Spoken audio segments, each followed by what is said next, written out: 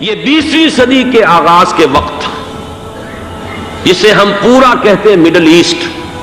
بلکہ صرف middle asset نہیں، پورا شمالی افریقہ سلطنت عثمانیہ کا حصہ تھا، خلافت عثمانیہ۔ لیبیا، الجزائر، مصر، پورا حجاز، یمن، پورا عراق، شام،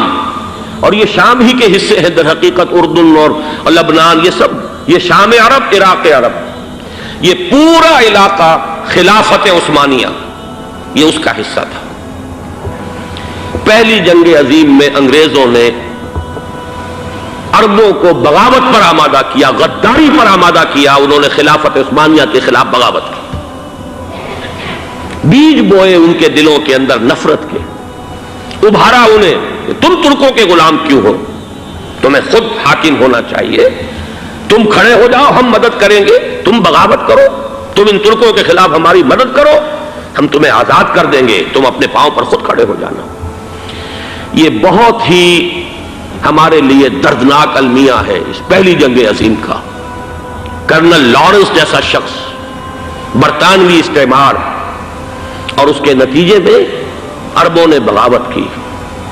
اور اس قدر دردناک بات آپ کو بتا رہا ہوں، میں پہلی مرتبہ جب سن 62 میں حج کے لیے گیا مدینہ منورہ میں، ابھی وہ ریل کے انجن کھڑے ہوئے تھے۔ یہ ترکی کے زمانے میں، سلطنت عثمانیہ کے زمانے میں بغداد سے مدینے تک ریلوے لائن تھی۔ یہ پورا ایک عالم سلطنت عثمانیہ، صرف سلطنت نہیں، خلافت عثمانیہ، پوری ٹرینیں جو ہے ترکوں کی اڑائی گئی، ہزاروں ترکوں کو شہید کیا گیا، یہاں تک کہ صحن حرم میں شہید کیے گئے سینکڑوں ترک۔ یہ جرم تھوڑے نہیں ہے، معمولی نہیں ہے۔ آج جس کی سزا مل رہی ہے، معلوم ہونا چاہیے کہ وہ جرائم کون کون سے تھے۔ اب بھی جو لوگ گئے ہیں انہوں نے دیکھا ہوگا، ترکی کا قلعہ موجود ہے اوپر پہاڑی کے اوپر، حرم کا جو سب سے بڑا دروازہ ہے باب ملک عبدالعزیز، اس کے سامنے ایک لائبریری ہوتی تھی، اب تو غالباً وہ بھی گرا دی گئی ہے، اس کے پیچھے پہاڑی پر ترکوں کا قلعہ ہے پرانا، اس پر توپیں موجود تھیں۔ جب بغاوت ہوئی ہے، جو حرم میں آئے ہوئے تھے ترک فوجی، ظاہر بات ہے نہتے، وہ تو نماز پڑھنے آئے ہوئے تھے، ان کو وہاں ذبح کیا گیا ہے، اور ترکوں نے اپنی توپیں استعمال نہیں کی کہ کہیں بیت اللہ کو کوئی اذن نہ پہنچ جائے۔ بہرحال یہ غداری ہوئی ہے پہلی جنگ عظیم کے دوران، اور نہ صرف ترکوں کے، عربوں نے کی ہے۔ جیسا کہ میں نے کہا تھا، دو ہیں سب سے بڑے مجرم روئے ارضی کے اوپر امت مسلمہ کے طبقات۔ ہمارا پنجابی سپاہی بھی جا کر انگریزوں کی مدد کر کے ایلن بی کو قبضہ جو لے کر دیا بغداد کا، اس میں ہمارے مسلمان پنجابی سپاہی بھی شامل تھے۔ یہ خون چکاں باب ہے ہماری تاریخ کا اس صدی کا۔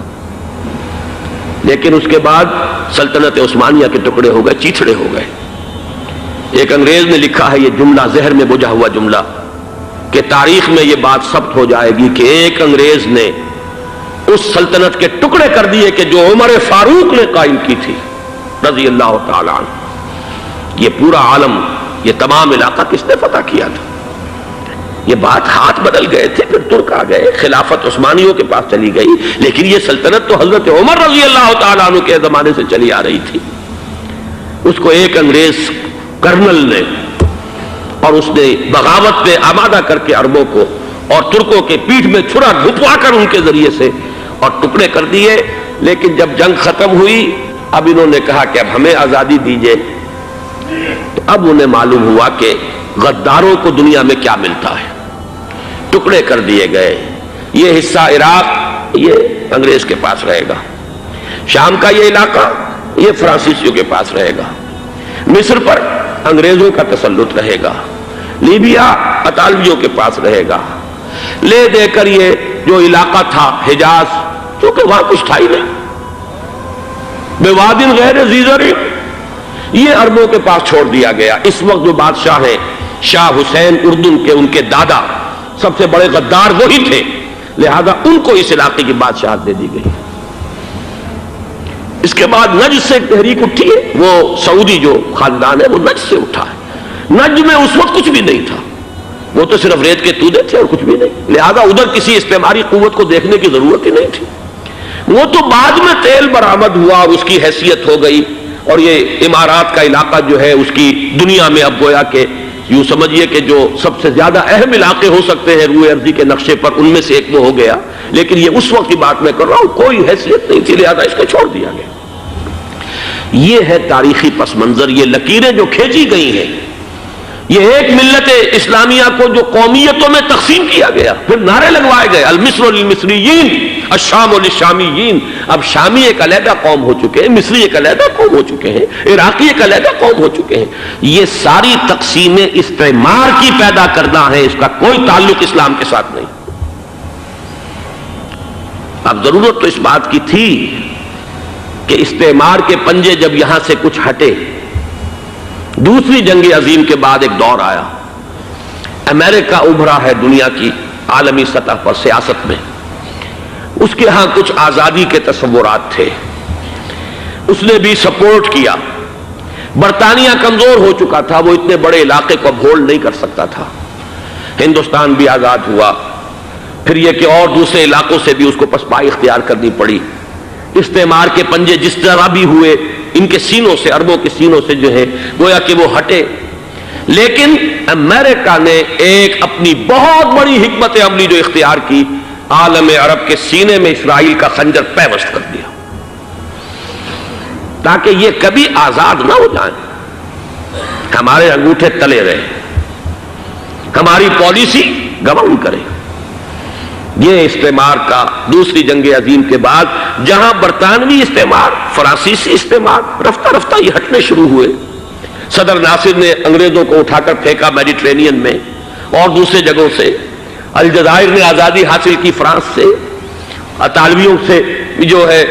لیبیا والوں نے آزادی حاصل کی، یہ ہو گیا، لیکن ایک خنجر پیوست کر دیا گیا اسرائیل کا سینہ عرب میں۔ اس صورتحال میں ظاہر بات ہے کہ ایک تو بڑی آئیڈیل پوزیشن تھی کہ پورا عالم اسلام متحد ہو، لیکن وہ تو بہت دور کا خواب معلوم ہوتا ہے۔ علامہ اقبال سے بڑا کوئی نقیب نہیں ہے ملت اسلامی کی وحدت کا۔ ایک ہو مسلم حرم کی پاسبانی کے لیے، نیل کے ساحل سے لے کر تا بخاک کاشغر، لیکن انہیں بھی اپنے لیکچرز میں کہنا پڑا کہ اس وقت جو صورتحال ہے، پورے عالم اسلام کی ایک وحدت بن جانا تو تقریباً ناممکن نظر آ رہا ہے۔ اگر کسی طرح ایک common wealth of Muslim nations وجود میں آ جائے تو بھی بڑی کامیابی ہوگی، لیکن اس سے بھی پہلے یہ تو زیادہ آسان تھا کہ عالم عرب ایک وحدت کی شکل اختیار کر لے۔ یہ تو ایک قوم ہے، اکثر و بیشتر ایک نسل یا زیادہ دو نسلیں کہتی ہیں، شمالی افریقہ میں بربر نسل بھی ہے، باقی تو سب عرب ہے۔ یہ پورا عالم ایک نسل، ایک زبان، پورے اتنے رقبے کے اوپر بولے جانے والی ایک زبان، یہ تو ایک ہو جائے۔ افسوس یہ ہے کہ اس کا ایک ہو جانا، ایک شخصیت ابھری تھی جو مذہبی مزاج کی شخصیت تھی، جو دینی مزاج کی حامل شخصیت تھی، اگر اس کی قیادت میں عالم عرب متحد ہو جاتا تو واقعتاً ایک بہت بڑا جو ہے مرحلہ وہ طے ہو جاتا پوری عالمی ملت اسلامیہ کی ایک وحدت اختیار کرنے کا۔ وہ شخصیت تھی شاہ فیصل شہید کی، اور اس لفظ کے ساتھ ہی آپ کے ذہن میں آ گیا ہوگا کیوں انہیں شہید کر دیا گیا، کس نے کیا کرایا، کہاں سے تعلیم حاصل کر کے آیا تھا وہ جس نے شہید کیا شاہ فیصل شہید کو، اس کی گردن پر کون سوار تھی، وہ یہودی لڑکی کے جس کے فوٹو بھی شائع ہوئے، ایک گردن پر اٹھائے کھڑا ہوا شہزادہ اپنی ایک یہودی دوست کو، لڑکی کو، اور وہی ہے کہ جس نے جا کر پستول سے شہید کیا ہے۔ اچھی طرح جان لیجئے، جیسے بارہا میں نے عرض کیا ہے کہ حضرت عمر کو شہید کرنے والا کہنے کو ابو لولو فیروز تھا، لیکن اس کے پیچھے پورا ایرانی نسل پرستی کا جو پورا پس منظر ہے، اسے تو ہر شخص جس کی ذرا بھی نگاہ جو ہے جو صرف منظر کو نہ دیکھ رہی ہو، پس منظر کو بھی دیکھنے والی ہو، وہ تو جان لے گی کہ ابو لولو فیروز ایک فرد کا نام نہیں تھا، وہ ایران کا انتقام تھا عالم عرب سے۔